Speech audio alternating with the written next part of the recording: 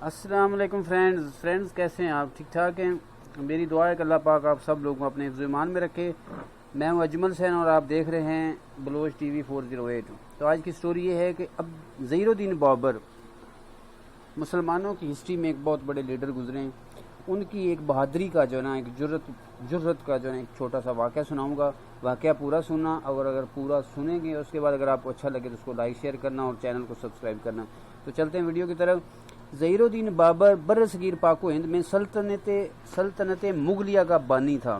وہ بہت بہادر، مدبر اور ہمدرد حکمران تھا۔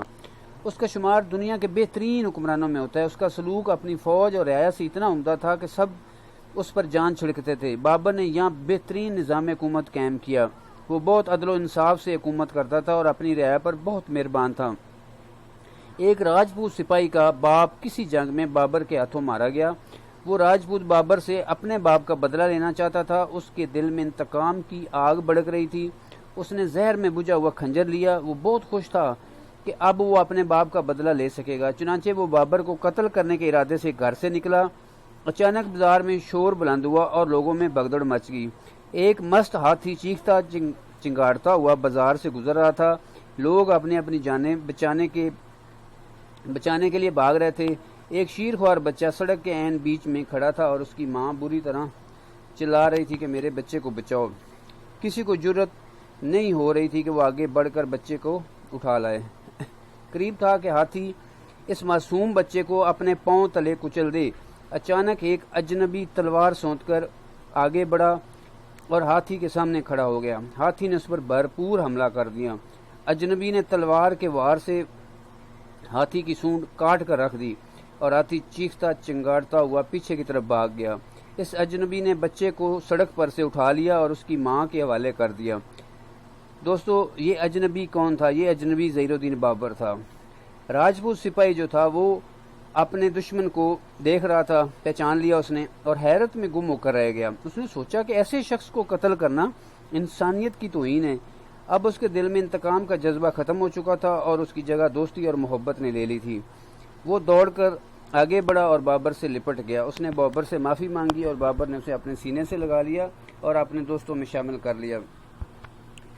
دوستو، یہ تھی آج کی کہانی، اور یہ کہانی اگر آپ کو اچھی لگے تو اس کو اپنے دوستوں کے ساتھ شیئر کریں، لائک کریں اور چینل کو سبسکرائب کریں۔